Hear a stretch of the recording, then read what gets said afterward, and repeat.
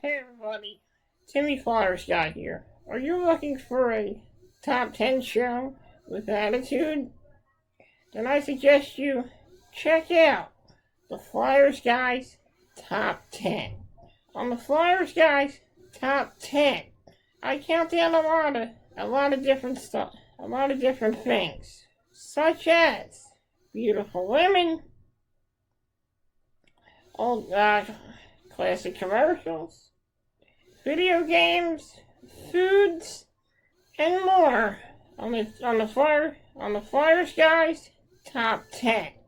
So make sure you check out the Flyers Guys Top 10 exclusively on the Timmy Flyersguy YouTube channel every Monday.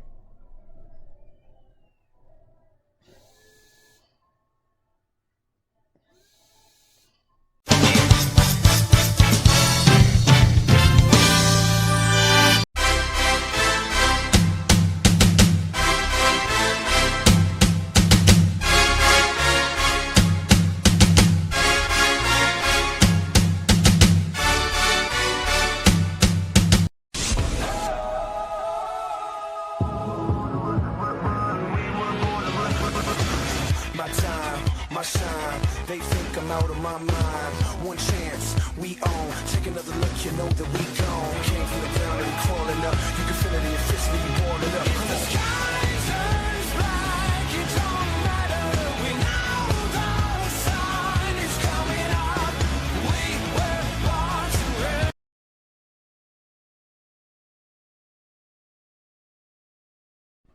Hey everybody, it's me, Timmy Flyersguy, and welcome to this week's edition of Classic Flyers Theater.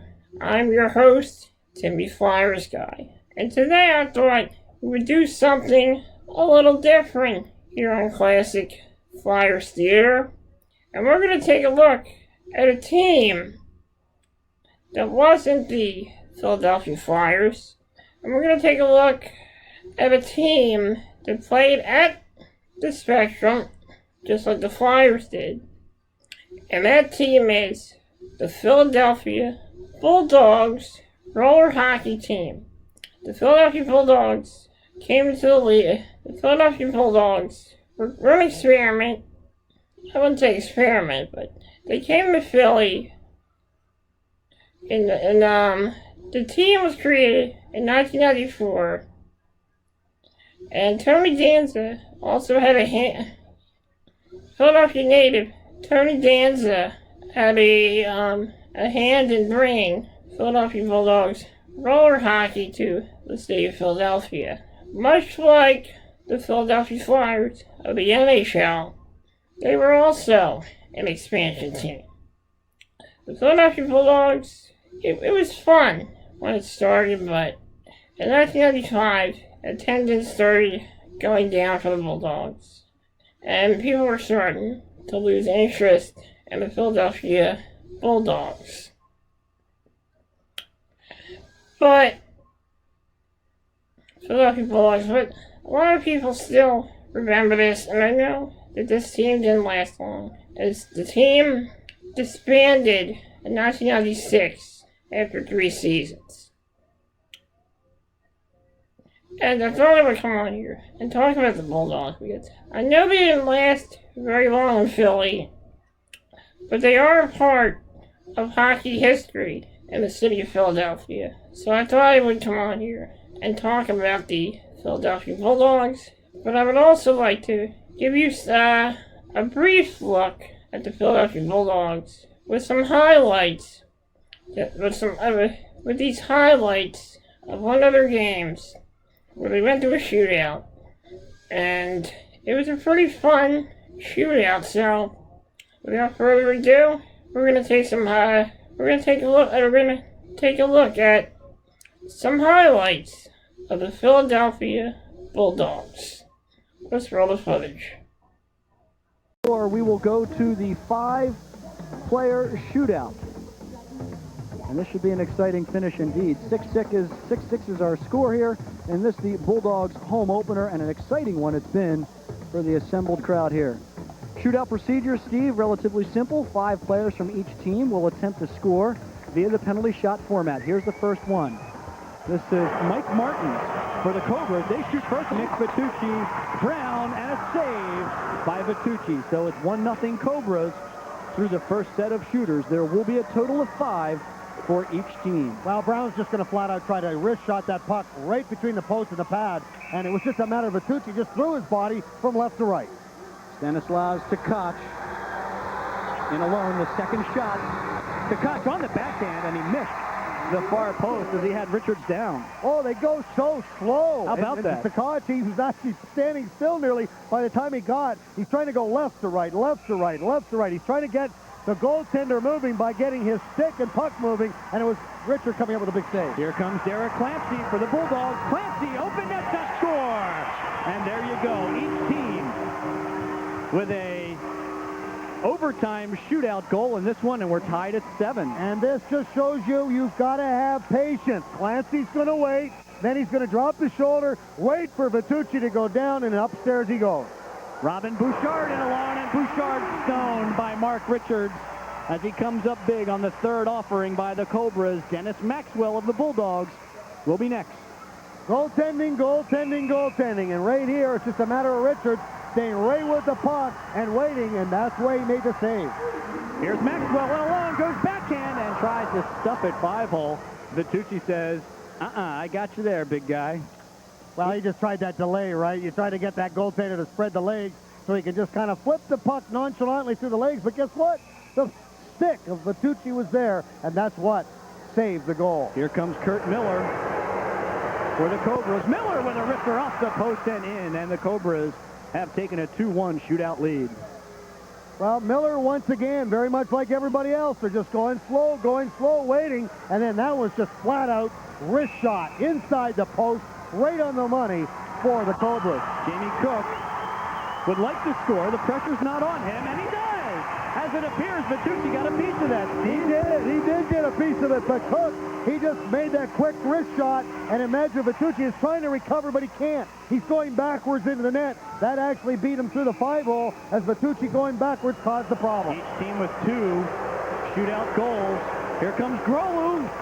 Denied by Mark Richards, and so the Bulldogs can win it right here. Well, if Donnie Martin can score. And this time it was Grulu just going on the backhand. He's going to try to sweep. Right here, bang, he comes right back and comes on the forehand. And Richards did a great job of staying right with him. Here comes Martin, Donnie Martin for the game. Score! And the Bulldogs win!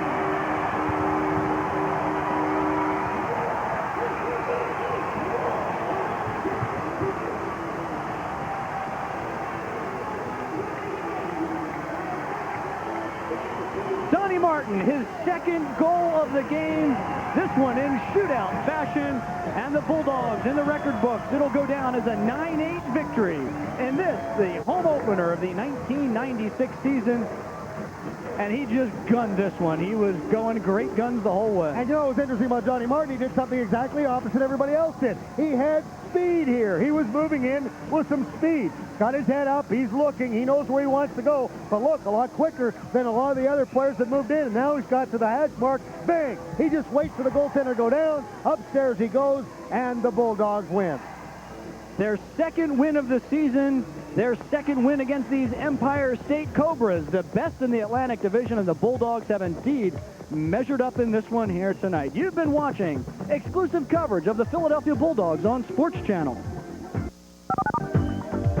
And it is the Blast that have, as you see there, the 2-goal lead. Getting our first look here tonight is Danielle Bertiome in goal for the Bulldogs on our Sports Channel telecast. They call him the Bandit for a good reason, because he'll rob you blind. And one of his most memorable moments as an NHLer came in this building. Our Joe Stazak has the story.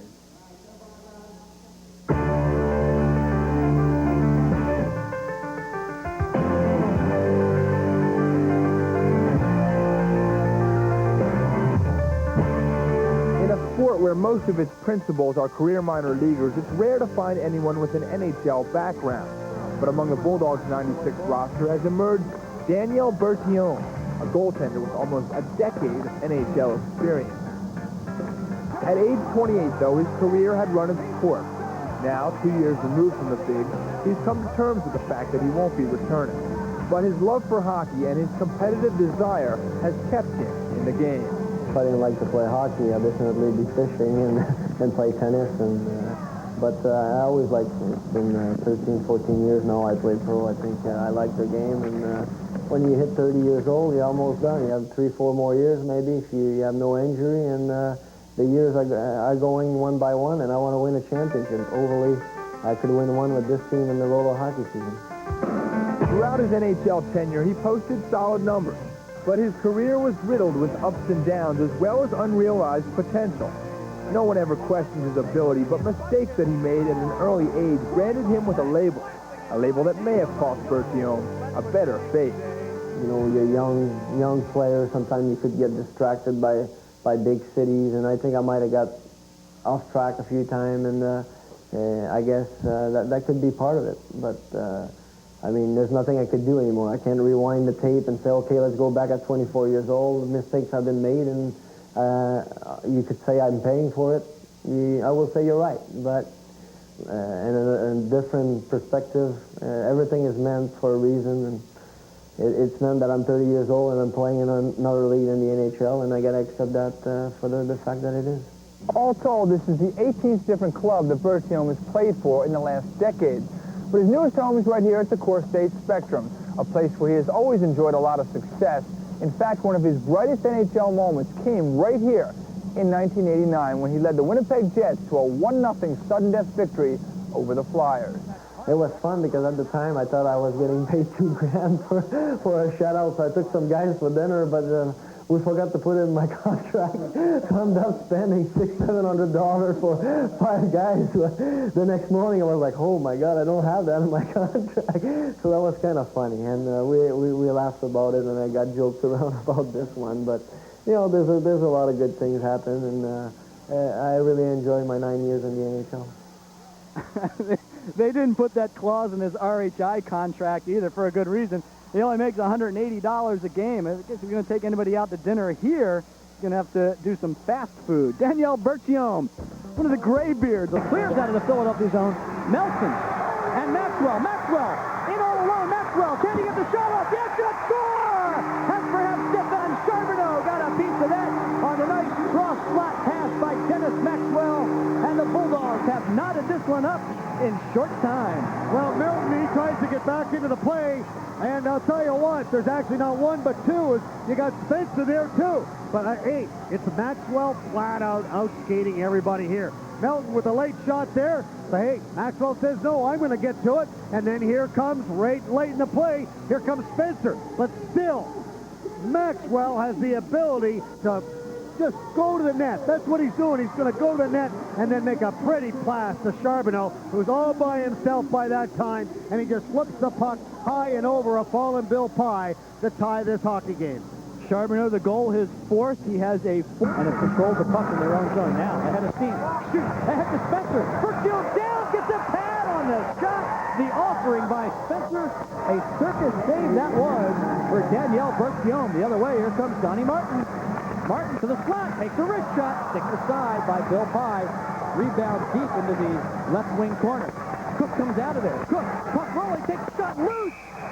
And Bill Pye finds it quickly and gets the glove on there for a great stoppage. Great goaltending at both ends of the floor here. Dave, how about that Daniel Berthiaume? Well, Berthiaume's going to make this a hockey game. In other words, 3 goals might have been a little bit too much for the Bulldogs to come back, but how about this pass? And then Spencer, he drops his shoulder. Berthiaume goes down, but he's crawling in the direction of where the shot's going to come from. So no, he doesn't have any idea where the puck is, but all he's doing is rolling to make sure that he's covering as much net as possible.